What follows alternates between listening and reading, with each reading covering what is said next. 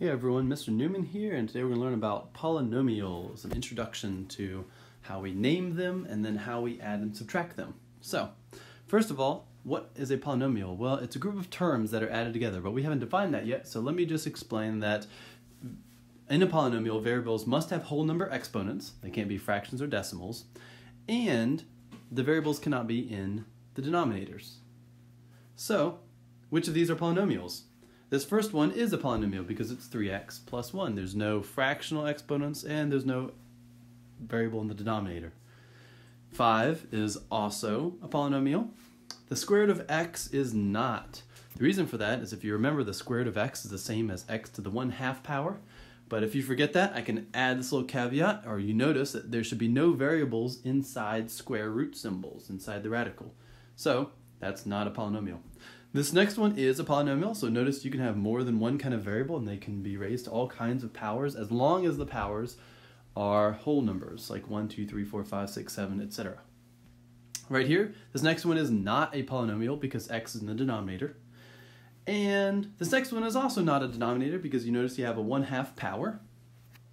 And lastly, this one is a polynomial, so all lines are polynomials. Great. So what is a term? Well, a term is just a group of numbers and variables that are multiplied together. So for example, this first one, 2x cubed, that is 2 times x times x times x, or 2x to the 3rd power. That is a one term because all those things are multiplied together. So let's ask, how many terms are there in each of these expressions? The first one is just one term. This next one here, you notice 3x to the 5th, that's one term. But 7xy is a different term, so we count that as 2 terms. You'll notice that terms are separated either by addition or subtraction. This third one is actually 3 terms. 2x squared is one of them, x is another term, and -4 is another term. The last one over here has 4 terms, and if you go back to the polynomial I showed you at the very beginning, 3x to the 3rd plus 4x squared plus 5x plus 10 at the very top of your page, that has 4 terms. And that's how you figure out what a term is and how many terms there are. Now, the degree is the largest exponent in any term of the polynomial. Okay? So let's look at these. 2x squared, that has a degree of 3 because it's x to the 3rd power. I did say a largest exponent in any term, it needs to be of a variable. Okay? So if you have an exponent of a constant, just a number, that is not the degree. The degree is the highest exponent on a variable. Right here, this 3x to the 5th, that has degree 5 because the biggest power is to the 5th power, x to the 5th. This next one has a degree 2 because it's 2x squared. And this last one has degree 3 because x to the 3rd power is the highest power. So let's go back to that one at the very beginning, 3x to the 3rd plus 4x squared plus 5x plus 10. What is the degree of that polynomial up here? Well, that degree is degree 3 because it's 3x cubed. So, last thing I wanted to show you guys is that the leading coefficient, that's just the coefficient of the highest powered term. And I'll show you some examples of that in a moment. So, let's look at these. First of all, if you are a certain number of terms, like 1, 2, 3, or 4, we actually have names for the first 3. If you have one term, that's called a monomial. 2 terms is a binomial, and 3 terms is a trinomial. Remember, that's how many terms there are. If we also have names for the degrees. So if you have to the 0 power, or if there's no variables in the expression at all, we call that a constant. If the highest power is to the 1st power, which often, remember, we don't write that, that's going to be linear. If we have the highest power is to the 2nd power, that's quadratic. The 3rd power is cubic, the 4th power is quartic, and the 5th power is quintic. So, for this table, what we're going to do is we're going to rewrite this in standard form, rewrite the polynomial in standard form, and then we're going to fill out the table. Standard form just means the largest power goes first, and all the rest of the powers are in descending order.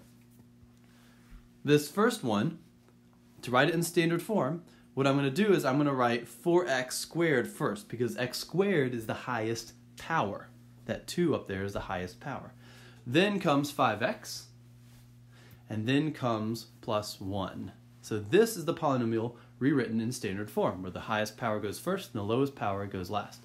Notice that 1, that's kind of like 1 times x to the 0 because there are no x's there. The degree of this polynomial is a degree 2. We call that quadratic, so I'm going to write the word quadratic. And the classification, because there are 3 terms, notice I underlined the 3 terms, that is going to be a trinomial. So we would call this a quadratic trinomial. The leading coefficient is the coefficient on the first term. Once it's in standard form, it's always the first term because you put the biggest power first. So the leading coefficient is just the number 4. Notice not 4x or not 4x squared, just 4. All right, for this next one, to rewrite it in standard form, we need to put this k squared first. So I'm going to put negative 10k squared, and then 7 is positive, so it's plus 7. The degree is degree 2 there. See, that second power is the highest power, so that's also quadratic. But there are only 2 terms here, so I'm going to call this a binomial. See, that 2 terms means a binomial. So quadratic binomial is what we call this. And the leading coefficient is negative, so we need to put the negative there, negative 10. All right, for the rest of these, what I'm going to do is I'm going to ask you the question, and if you get it correct, you get to skip that question. If you don't understand it, then you can click the answer that says, I don't know, and I'll explain it to you. Here it is in standard form. The degree is 4, so we call that a quartic. The classification is there are 2 terms, so we call it a binomial. And the leading coefficient is 2. The next one, we have to rewrite it, we just leave it in standard form. So negative 10a, because there's only 1 term there, we don't need to rearrange them. The degree is 1 because there's an invisible 1 there, and there is a variable. So we call that linear. And the classification, because there's only 1 of them, is a monomial, only 1 term. And the leading coefficient is negative 10 again.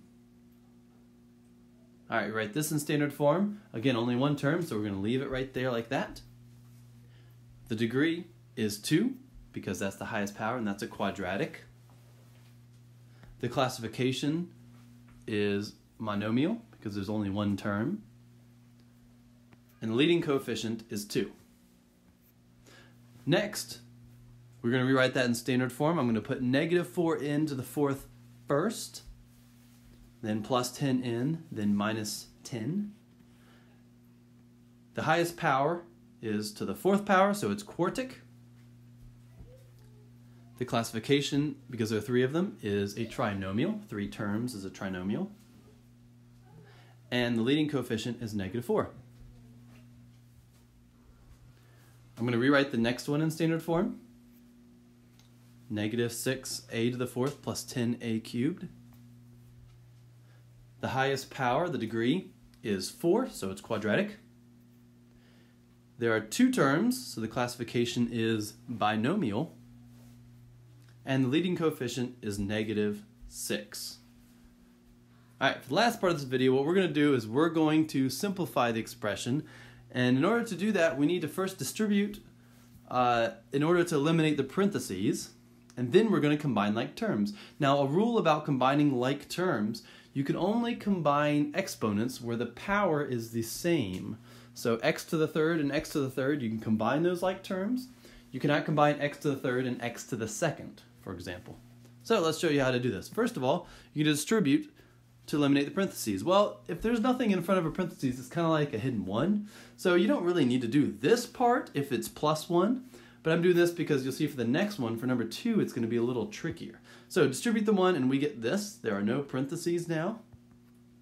And we're going to combine like terms. Well, the similar terms, there are 2, or there's 1 negative p cubed. That's the only p cubed. So I'm going to write that down, negative p cubed.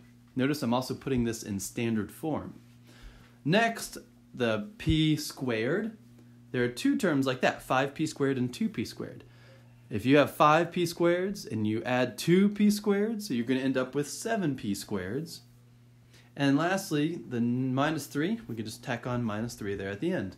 That is our simplified trinomial. All right, for the next one, there's an invisible 1 here, so I'm going to distribute -1. It's very important you remember to include the negative when you're distributing. So we rewrite the first one without the parentheses, and the next one, we get -3a squared, and -1 times a -4 is +4a cubed. Also for this one, we can combine more than one set of similar terms. Notice there's a cubed and 4a cubed. There's also -2a squared and -3a squared. So when I combine all these, let's see, first I combine the a cubed. 1a cubed and 4a cubed is 5a cubed. -2a squared and -3a squared is -5a squared. From here on out, if you get it correct, you can skip the explanation. All right, for this next one, I'm going to put the 1 there. And we get 4 plus 2n cubed plus 5n cubed plus 2. I'm going to combine these two n cubes first, so 7n cubed. Then I'm going to combine the constant terms that don't have a variable on them. So 4 plus 2 is 6, and that is my simplified expression. For the next one, this is also a minus, so I need to distribute the -1 there. Be very careful that you have the -1 distributed. It's going to give you 4n minus 3n cubed minus 3n cubed again, minus 4n, not plus 4n, because of the -1 that was distributed. So we combine those two, and we get -6n cubed. We combine these two, and there's nothing there, so that adds up to 0. All done. Next here, number 5, we distribute the -1 again. So I'm going to rewrite it all without parentheses. We have -4 and -2a squared. Combine the a squared terms, we get a squared because 3 minus 2 is 1. So it's just 1a squared, but I'm not going to write a 1 if there's just a 1 in front of it. We also have 1 minus 4, so that's -3. So a squared minus 3 is your final answer. All right, for the next one, again, another -1 to distribute. Make sure that you get -r to the 4th and +5r cubed. When you combine the 4th powers, you get 2r to the 4th. When you combine the cubes, that's the 3rd power, you get 9r cubed, and there's your final answer. Number 7, this is a little bit different. I'm going to distribute the 5. Once you distribute the 5 all the way out, you get 5x squared plus 15x plus 5, but don't forget the 4x at the end. When you combine the x powers, the linear terms, those two are going to add up to 19, so you get 5x squared plus 19x plus 5, and that is your final answer. Here, it's very tricky because when you distribute the 8, you need to remember that it's -8, not just +8. So -8 gets distributed, and you get -8ab squared, and -16ab is a common mistake. So, combine those first two, you get -ab squared, and minus 16ab plus a squared. Notice on this last one that the ab squared can be combined because each variable has the same power on it. You cannot combine ab and ab squared. You can only combine the terms that have ab squared on them exactly. All right, thank you for watching.